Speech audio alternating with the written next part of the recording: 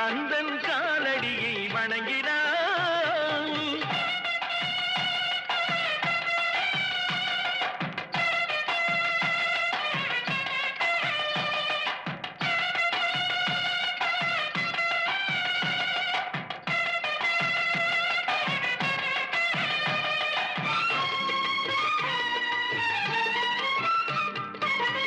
தந்தை பரமனுக்கு சிவகுருநாதன், தாயார் பார்வதியின் சக்திதானே வேலன், சிவசக்திதானே வேலன்.